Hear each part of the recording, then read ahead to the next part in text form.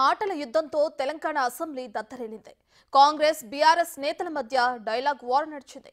మాజీ మంత్రి హరీష్ రావు, మంత్రి కోమటిరెడ్డి వెంకటరెడ్డి మధ్య జరిగిన మాటల యుద్ధం ఇప్పుడు చూద్దాం.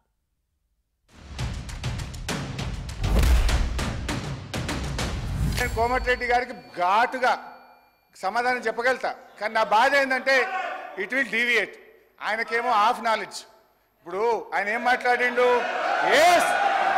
హాఫ్ నాలెడ్జ్ గారికి హాఫ్ నాలెడ్జ్ కాదు సార్, ఆకారం పెరిగింది తప్పి అసలు నాలెడ్జే లేదని. ఆకారం పెరిగింది, ఆయన నాలెడ్జ్ ఎక్కడ సార్? ఆయన ఒక డమ్మీ మినిస్టర్, ఆయన డమ్మీ అల్లుడు. ఆయనకు హాఫ్ నాలెడ్జ్ కాదు, ఆకారం పెరగానే సరిపోదు, బుద్ధి ఉండాలి. దళితులు ముఖ్యమంత్రి అన్నాడా లేడా? మీ మామ అన్నాడా లేడా? తప్పు చెప్పు, మీ మామ అన్నాడా లేడా?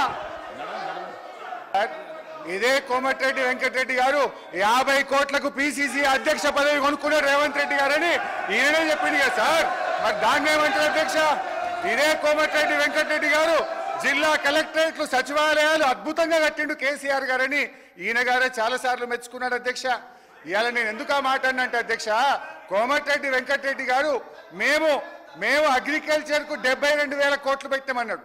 అంటూనే మళ్ళీ వెంటనే ఇరిగేషన్కి 22,000 కోట్లు పెట్టమన్నాడు. ఆయనకు అర్థం కాని ఏంటంటే బట్టి గారు చేసిన అంకెల గారిని వారికి అర్థం కాలే. వారు పెట్టిన అగ్రికల్చర్ 72,000 కోట్లలో అన్ననే ఇరిగేషన్ ఉన్నది, అన్ననే కరెంట్ ఉన్నది, అన్ని కలిపి మాయ చేసి అగ్రికల్చర్కి ఏదో ఎక్కువ పెట్టినా అని బట్టి గారు చేసిన మాయను ఆయన అర్థం చేసుకోక అగ్రికల్చర్ 72 వేరే చెప్పిండు, ఇరిగేషన్ 22 వేరేగా చెప్పిండు. అందువల్ల నేను ఆ మాట అన్న తప్ప వేరే అనలే. ఆయనకి ఇబ్బంది అయితే నాకు అభ్యంతరం లేదు. వెళ్ళాను, అక్కడ ఆపరేటర్, బస్ అయిన ఆపరేటర్ వీడియో రికార్డింగ్ ఉన్నది. నేను నా సర్వీసులో 9 ఏళ్ళు అయింది సార్. ఎలక్షన్ల ముందు 9 ఏళ్ళకెళ్ళి సర్వీసులో ఉన్నా. ఇక్కడ ఎప్పుడు కూడా 14 గంటల కరెంటు రాలేదని నాకు రికార్డు తీసి చూపిస్తే రాత్రి లా బుక్లు వాపసు తీసుకొచ్చాడు. మోసాలు, దగ, కుట్రలు, అబద్ధాలు అన్ని నేర్పింది ఎవరంటే అవన్నీ టీఆర్ఎస్ పార్టీ పుట్టిన తర్వాత పుట్టిన సార్. ఇలా దళితులు ముఖ్యమంత్రి ఉన్నారు సార్. ఆఖరికి మా దళిత ప్రతిపక్ష నాయకుడు